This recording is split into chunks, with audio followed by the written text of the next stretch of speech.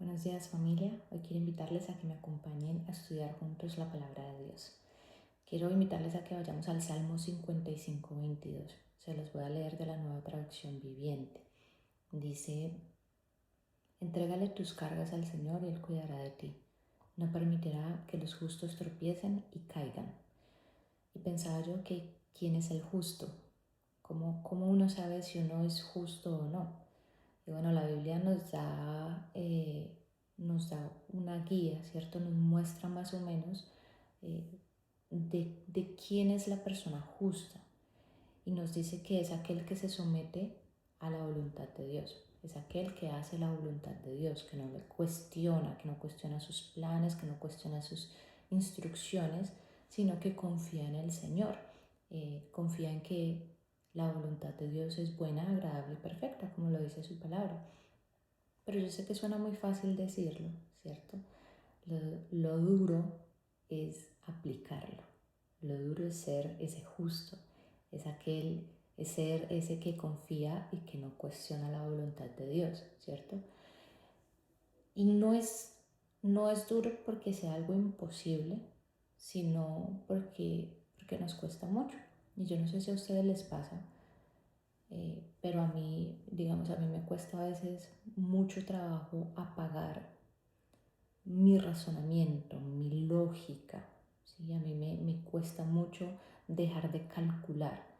Y a veces cuando se trata de la voluntad de Dios, yo trato como de pensar en todos los escenarios, pero si lo hago así como el Señor dice, ¿qué tal si pasa esto? Y trato como de adelantarme a los hechos y entonces pienso en qué pasaría si no hago las cosas como yo creo que realmente se deberían de hacer, ¿no? Porque a veces creo que yo tengo la razón. Pero no sé si a ustedes les pasa, a mí me pasa muy seguido, pero el Señor me lleva a entender que, que su voluntad siempre es buena, ¿cierto? Y con todo esto, pues yo pensaba que la mente humana es terrible, es, es complicada, porque nos lleva a veces a cuestionar lo bueno de la voluntad de Dios. Nuestra mente es complicada y nuestra mente es terrible, pero la mente de Dios no, y su voluntad pues siempre es buena. El versículo decía que que el Señor no permitirá que el justo tropiece y caiga. En una versión que yo leía en inglés decía que no permitirá que el justo resbale y caiga. Y me gustaba ese resbalar porque yo pensaba que ese resbalar y ese caer es algo que a mí en lo personal me genera mucho temor. A mí me genera mucho miedo porque yo entiendo que no estoy libre de caer, que yo no estoy libre de resbalar. O sea, eso es algo que a todos nos puede pasar. ¿Sí? Si no nos mantenemos cerca del Señor, si no cuidamos nuestra área espiritual, nuestra relación con Él, si no hacemos la voluntad de Dios, esto es algo que nos puede pasar. Esto es algo que a mí me genera mucho temor porque yo sé que me puede pasar. Yo sé que yo puedo caer, yo sé que yo puedo resbalar. Y la voluntad del Señor, pues obviamente es algo muy amplio, ¿no? Es muy extenso. Pero la Biblia nos da una guía de lo que hace parte de su voluntad. Por ejemplo, la Biblia nos dice que la voluntad de Dios es que nosotros le obedezcamos, ¿no? La Biblia nos dice que la voluntad de Dios es que nosotros nos arrepintamos, ¿sí? Y así sucesivamente.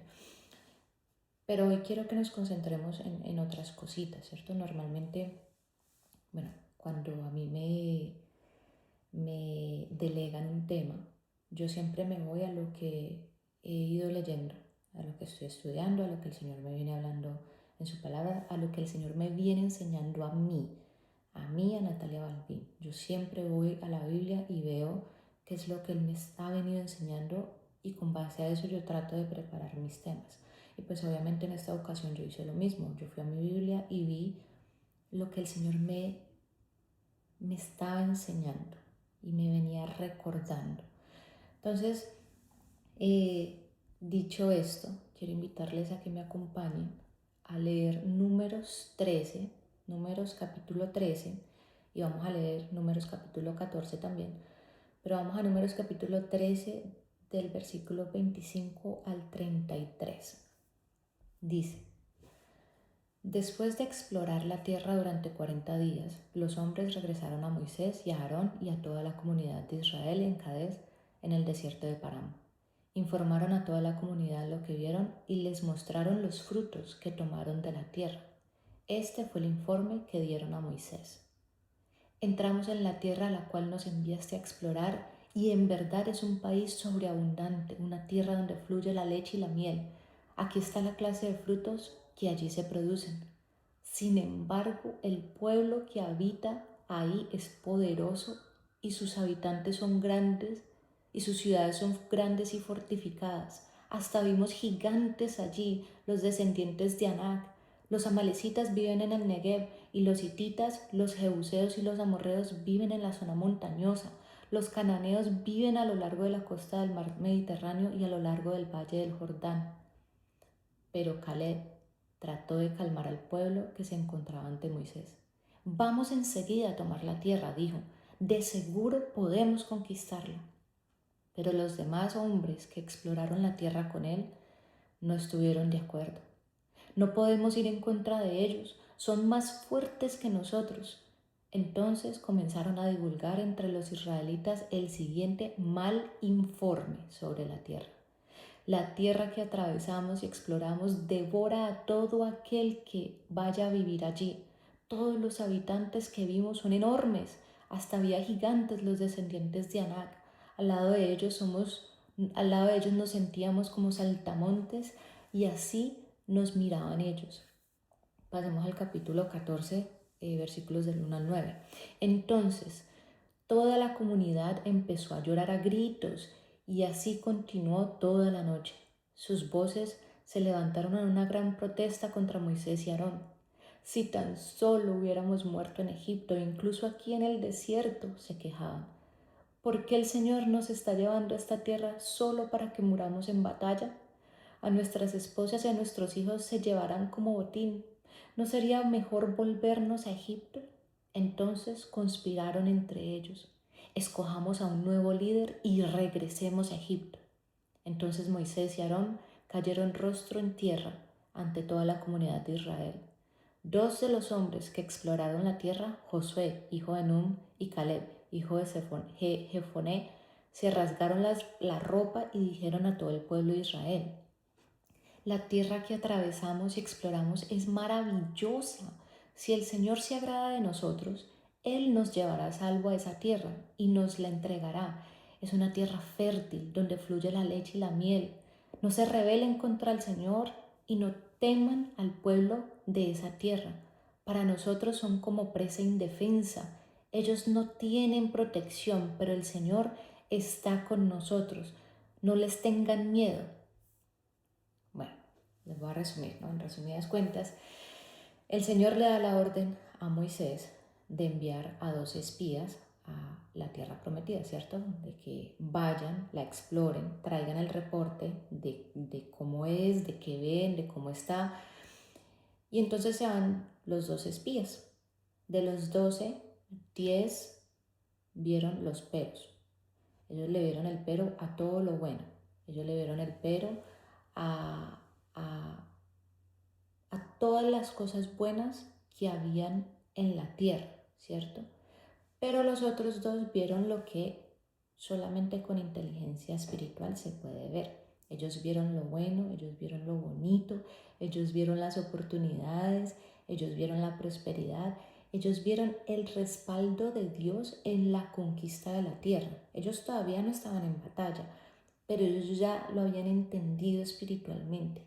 Ellos ya sabían que si iban y entraban en esa tierra, el Señor el Señor les iba a dar la conquista, les iba a dar victoria.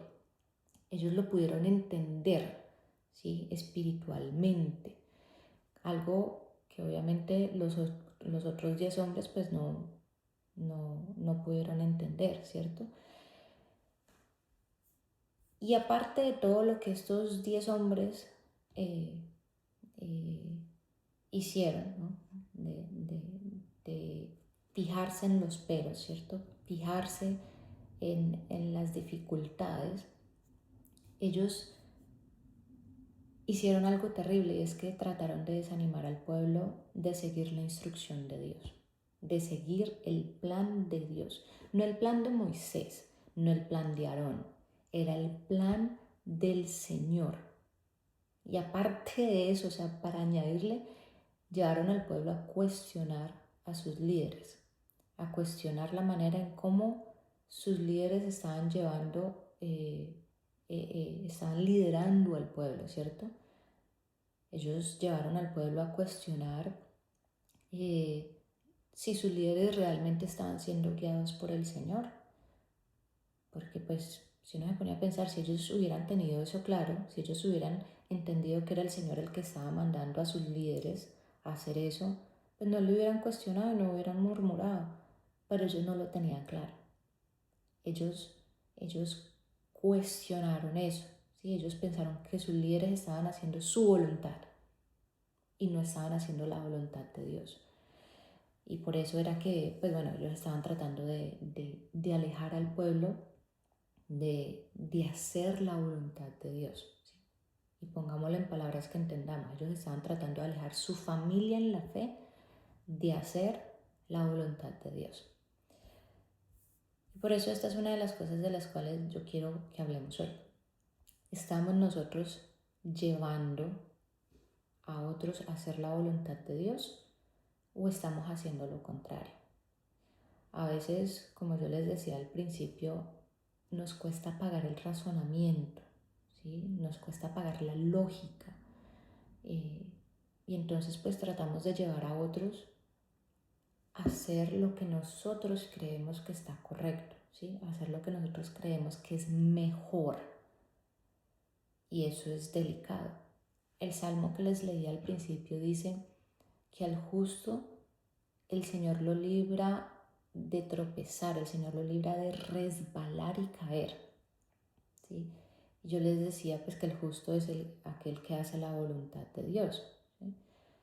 Y si yo no estoy bien con el Señor, si mi relación con Él no está bien, no está fuerte, y si yo ando cuestionando su voluntad, pues de seguro voy a resbalar. Yo me ponía a pensar que cuando uno va por una superficie resbalosa, cuando uno medio siente que uno se está resbalando, que uno se va a resbalar, uno intenta es agarrarse de lo primero que uno encuentre, de cualquier cosa. Y si lo que está al lado de uno es una persona, uno intenta agarrarse de esa persona, ¿cierto? Para no caerse. Pero ¿qué pasa si esa persona no está bien parada? ¿Sí? No está firme. Pues ocurre que los dos pues nos vamos a caer, ¿cierto? Nos vamos a ir al piso, nos vamos a dar el golpe. Y eso es lo peligroso de no hacer la voluntad de Dios, que no solo uno está en peligro de caer, no solamente uno está en peligro de alejarse del Señor, sino que también podemos hacer caer a otros, podemos hacer que otros se alejen de Él. ¿Sí? Y muchas veces caemos en el error de cuestionar a nuestros líderes, a los líderes de la iglesia en general, ¿sí? A los líderes de los niños, a los líderes de los jóvenes, a los líderes de raíces, a todos, ¿cierto? Porque nosotros creemos que sabemos más que ellos, entonces cuestionamos la manera en cómo lideran, la manera en cómo se maneja el ministerio, la manera en cómo se manejan las finanzas, la manera en cómo gestionan las reuniones, los discípulos, sin saber si esa es realmente la voluntad de Dios, ¿sí? Sin saber que de pronto esa es la manera en cómo Dios quiere que se hagan las cosas.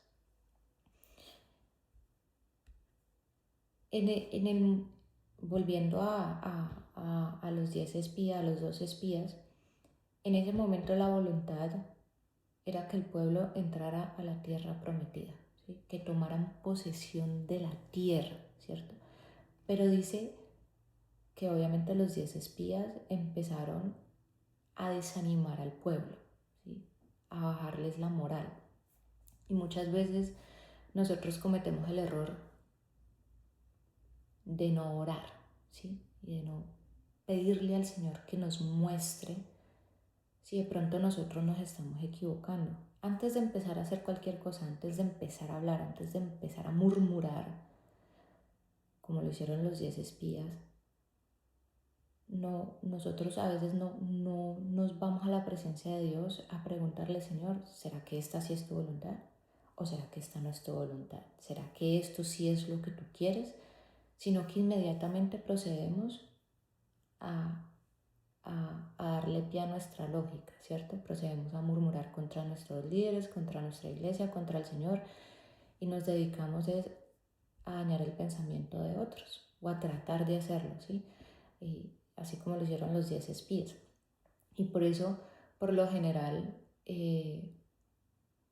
muchas familias se ven afectadas, porque pues cuando uno no tiene esa claridad espiritual, cuando uno no sabe si lo que está sucediendo es la voluntad de Dios o no, sino que uno asume que no es, uno empieza a dañar el pensamiento de las personas que están alrededor de uno, a las personas más cercanas. Uno empieza con la familia, uno empieza con la casa, uno empieza en el trabajo, uno empieza con los amigos, uno empieza con los compañeros de estudio, en fin, uno empieza con la gente cercana, ¿cierto? Y yo les digo todo esto porque yo siento que este es un tema muy importante y un tema del que ninguno está libre, ¿sí? Y por eso creo que es clave repasarlo, creo que es importante repasarlo, porque yo sé que yo, Natalia Balbín, no estoy libre de caer y de resbalar, yo no estoy libre de caer en el murmurar contra las autoridades que el Señor me ha mandado, ha impuesto.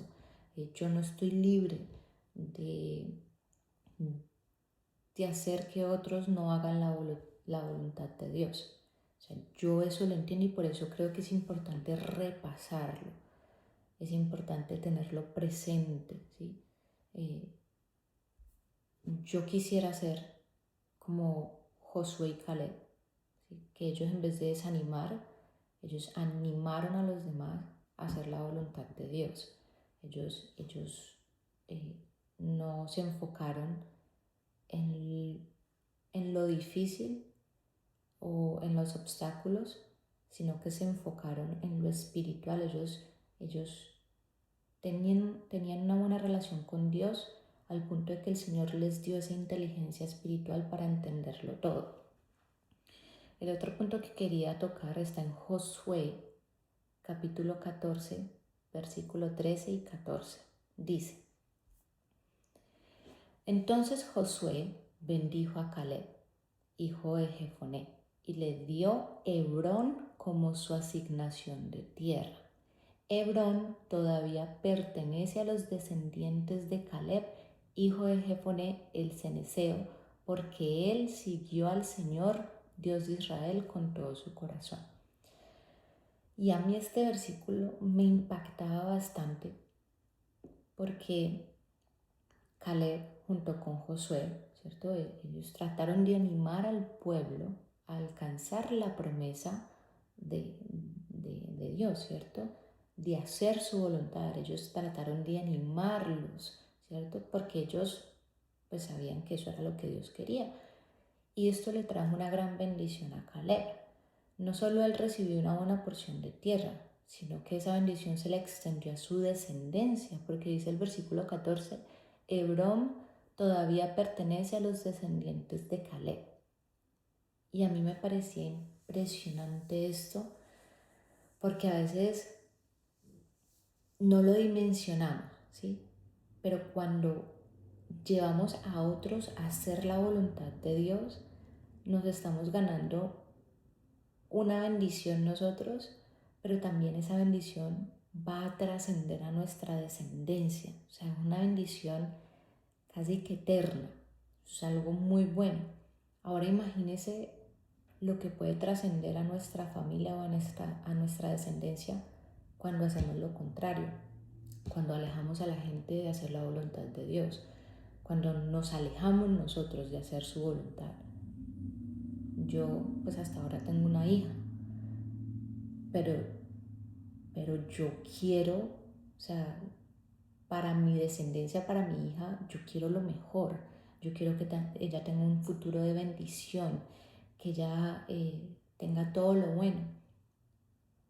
Y yo entiendo con todo esto que me tengo que esforzar para hacer la voluntad de Dios y no la mía, y así poder llevar, poderle dejar a mi hija una bendición que trascienda a ella y a sus hijos y a los hijos de sus hijos, ¿sí?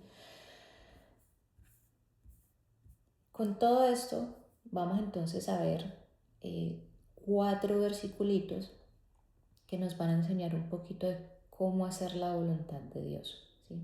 Acuérdense que al principio yo les dije que la voluntad de Dios es muy extensa, entonces no podemos abarcarlo todo, pero vamos a ver unos cuantos puntos. Entonces vamos a Joel, capítulo 2, versículo del 12 al 13. Joel, capítulo 2, versículo del 12 al 13. Dice: por eso, vuélvanse ya al Señor de todo corazón, y con ayuno, lágrimas y lamentos. Desgarren el corazón, no los vestidos, y vuélvanse al Señor su Dios, porque Él es misericordioso y clemente, lento para la ira y grande en misericordia, y le pesa castigar. Y lo primero que Dios quiere que hagamos es que nos arrepintamos y nos volvamos a Él. Todos hemos pasado por momentos donde nos hemos alejado de Él, donde nos hemos alejado de hacer su voluntad. Todos hemos pasado por momentos donde de pronto hemos alejado a otros de hacer su voluntad, ¿cierto? Pero pues gracias a Él tenemos siempre la oportunidad de volver, ¿cierto? La oportunidad de volver a empezar, de tener un nuevo comenzar. En la Biblia pues hay muchos casos, pero tenemos el caso de Pablo, ¿no? Bueno, que por falta de inteligencia espiritual, él estaba yendo en contra de la voluntad de Dios, pero él juraba en su cabeza que él estaba haciendo la voluntad de Dios, ¿no? Que él estaba haciendo lo correcto, que lo que él creía era, ¿sí? Era lo que se tenía que hacer. Y vemos que Pablo mató, arrestó cristianos, mandó a otros a matarlos, a arrestarlos, a golpearlos, mejor dicho, de todo. Él juraba que él estaba haciendo lo correcto, ¿cierto? Pero cuando se encontró con el Señor, Pablo tuvo un cambio de 180 grados, ¿sí? Y creo que Pablo es uno de esos ejemplos graves de rebeldía en contra del Señor, en contra de su voluntad. Y si a él el Señor lo perdonó, ¿sí? Si a él el Señor le dio la oportunidad de volver a empezar, le dio una vida nueva, le limpió, le sanó, le transformó, pues, o sea, después de ver todo lo que Pablo hizo, ¿no? Todo lo malo, estoy seguro que nosotros no hemos llegado a ese punto. Sin duda alguna sabemos que nosotros también vamos a recibir de ese perdón si nos arrepentimos. ¿Sí? Ahora que yo soy mamá, yo puedo entender, pues puedo entender un poco, ¿no? No a totalidad, pero puedo entender un poco el deseo que Dios tiene de que volvamos a Él, porque si mi hija se enojara conmigo, yo creo que no habría un deseo más grande y más fuerte en mí de que ella regresara y se reconciliara conmigo. O sea, estoy 100% segura de que no habría algo más grande en mí que ese deseo. Y si eso lo siento yo, que soy una simple mortal, ¿no? Una simple persona, pues mucho más grande tiene que ser ese deseo en Dios Padre, ¿no? De que nosotros regresemos a Él y nos arrepintamos y nos volvamos de todo corazón. Vamos al segundo punto, vamos a 1 de Tesalonicenses 5:18. Dice: den gracias a Dios en toda situación, porque esta es su voluntad para ustedes en Cristo Jesús. Y dar gracias en todo momento hace parte de hacer la voluntad de Dios, en los momentos buenos, en los no tan buenos, en toda ocasión, ¿cierto? Y pues es fácil dar gracias cuando todo va bien, cuando todo sale como esperábamos, ¿cierto? Pero el reto es hacerlo cuando las cosas se ponen difíciles, cuando las cosas se complican. Y el Señor obviamente no quiere que nos lamentemos o que nos quejemos todo el tiempo, ¿cierto? Porque por más dura que sea la situación que podamos pasar, Él realmente está siendo bueno y misericordioso con nosotros, porque acordémonos que pues nosotros somos pecadores, eh, y, y, y por muy difícil que sea cualquier situación que estemos viviendo, que podamos vivir, no se compara en nada a lo que realmente merecemos por todo lo que hemos hecho. Así que pues hay que ser siempre agradecidos con el Señor, eh, eh, por todas las situaciones, por lo bueno y lo no tan bueno, ¿cierto? Demos gracias a Dios por sus milagros, por nuestra familia, por la provisión, por el respaldo, por su misericordia, muy importante, por la salud, por la guía, por su paciencia. Demos gracias a Dios en todo momento porque eso hace parte de la voluntad de Él, que, que tengamos un corazón agradecido, y que demos gracias a Dios por sus retos, por los momentos complicados y difíciles, porque pues eso nos lleva a crecer y a madurar. Vamos al tercer punto, que está en Primera de Pedro, capítulo 2, versículo 15. Dice: porque esta es la voluntad de Dios, que practicando el bien hagan callar la ignorancia de los insensatos. Y el Señor quiere y nos manda a hacer siempre el bien, ¿cierto? Aún aquellos que nos cuesta.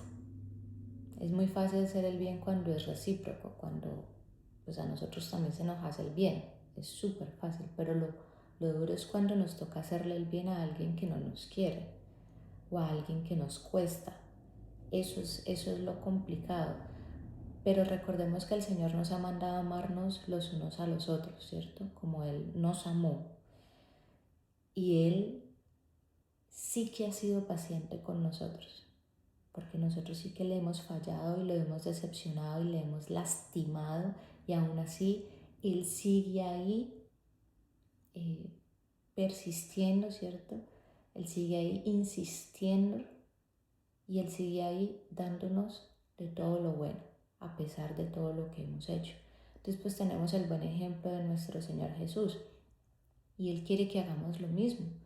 Él quiere que hagamos el bien, y al hacer el bien a personas que nos han fallado, lastimado, es muy difícil, es duro, no es imposible, solamente muy, muy difícil. Pero cuando nos enfocamos, es decir, cuando no pensamos en nada más que en hacer la voluntad de Dios, que en hacer las cosas para agradarle a Él nada más, no agradar nuestro ego, no agradar nuestra mente, nuestra alma, sino agradarle a Él.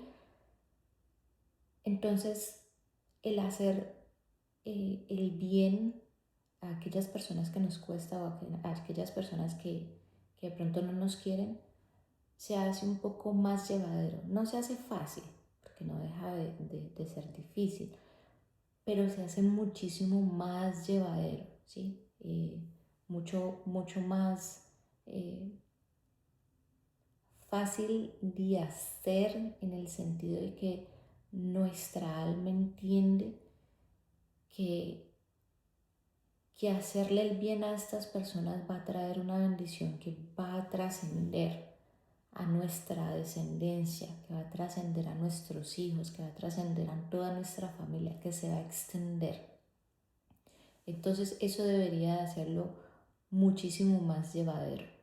Eh, yo pensaba pues en Caleb y Josué, pues que obviamente ellos entendieron que, que tenían que animar al pueblo, ¿cierto? Que tenían que ayudarle al pueblo a hacer la voluntad de Dios, pero me los imagino escuchando al pueblo quejarse, murmurando, mejor dicho, diciéndoles un resto de cosas. Y ellos no se enfocaron en eso, sino que se enfocaron en hacer lo que al Señor le agradaba, y en hacer lo que el Señor quería. Ellos se enfocaron en en el propósito de lo que, del plan de Dios, ¿sí? Ellos sabían que detrás de todo eso había algo muchísimo más grande. Y por eso es que nosotros tenemos que aprender a hacer el bien aún a aquellos que nos cuesta, entendiendo que hay un propósito mucho más grande.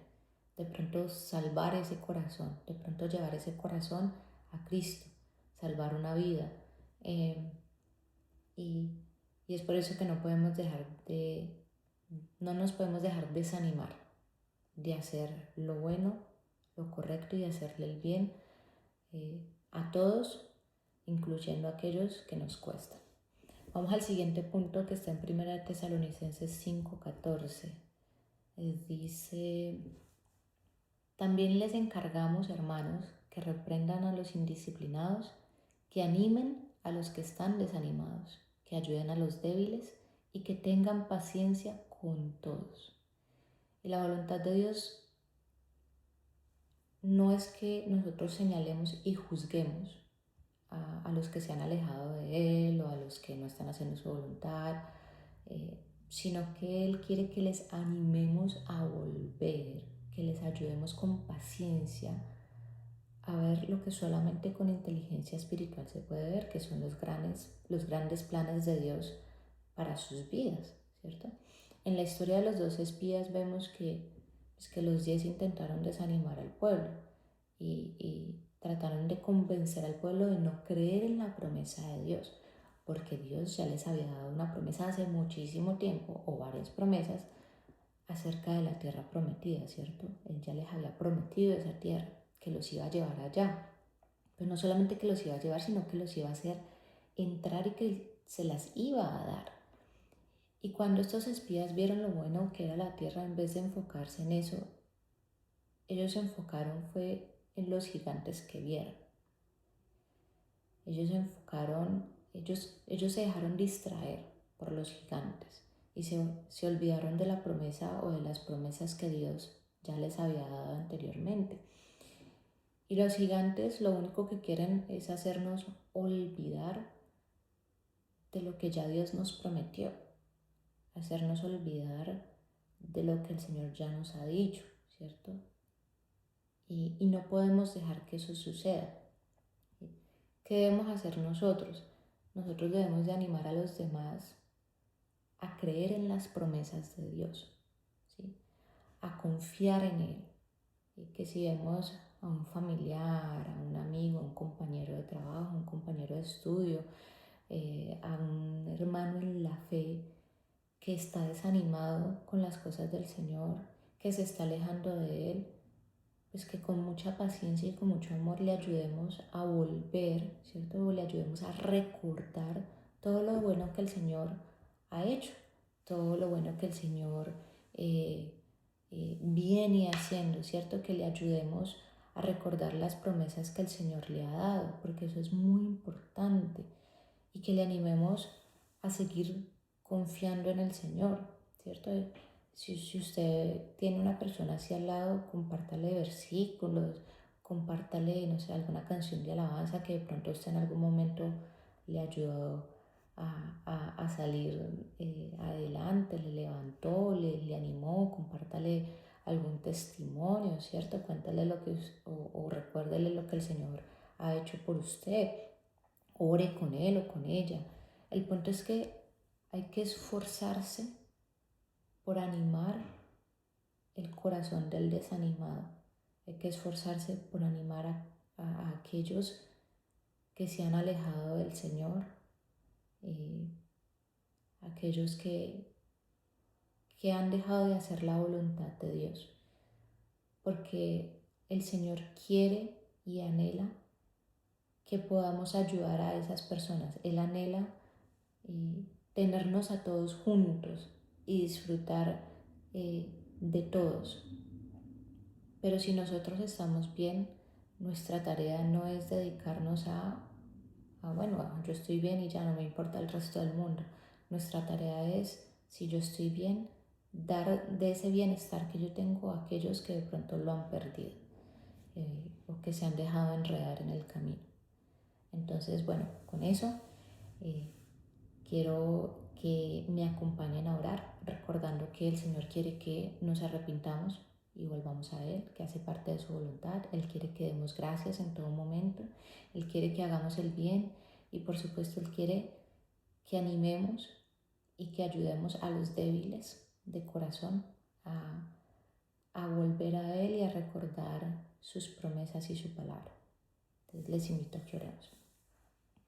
Amado Señor, hoy te damos gracias, papá, por este día. Gracias por habernos enseñado a través de tu palabra, por recordarnos, Señor, lo frágiles que somos, lo débiles que somos, Señor. Y hoy queremos pedirte, Señor, que nos perdones, que nos limpies, que si ves que nuestro corazón se ha alejado de ti, que nos acerques, Señor, con cuerdas de amor y lazos de ternura. Hoy te damos gracias a ti, Señor, porque has sido muy paciente y misericordioso con nosotros, porque sabemos que tú no quieres que nos perdamos. Y te damos gracias, Señor, por todo lo bueno, por toda la provisión que nos has dado, por la salud, por nuestra familia, por tu amor incondicional, por tu misericordia.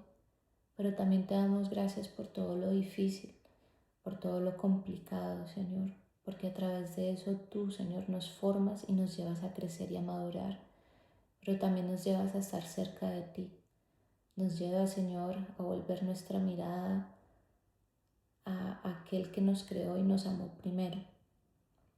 Padre, hoy reconocemos que de pronto nos cuesta hacer lo bueno, que nos cuesta hacerle el bien a aquellos que son difíciles, a aquellos que de pronto no nos quieren, que de pronto son hostiles con nosotros.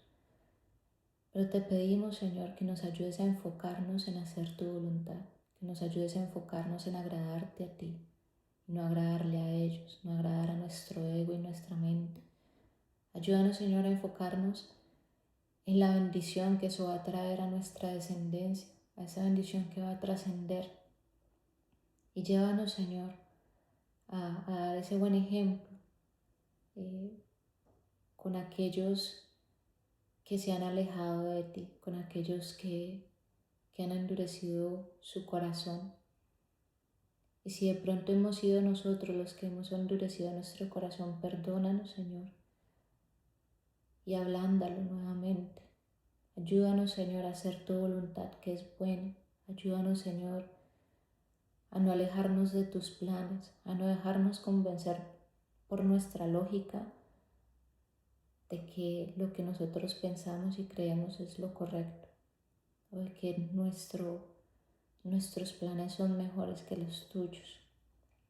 Y por supuesto, Señor, ayúdanos a animar a aquellos que se han desanimado en el camino. Ayúdanos, Señor, a animar a aquellos que se han olvidado de tus promesas, que se han olvidado de lo que tú, Señor, ya les dijiste en algún momento. Y si de pronto hemos sido nosotros mismos los que nos hemos desanimado, te pedimos a ti, buen Dios, que nos animes, que levantes nuestro ánimo y levantes nuestro corazón y que nos recuerdes esas promesas que ya nos diste. Y vuelva, Señor, a ayudarnos a confiar en ti y a disfrutar, Señor, de tu palabra y de tu guía y de tu compañía. Te damos gracias, Señor, por todo este tiempo que nos regalaste, por este tiempo de estudio. Gracias por este día. Te pedimos que te quedes con nosotros en el nombre de Cristo Jesús. Amén. Bueno, familia, espero que tengan un excelente día. Dios les bendiga.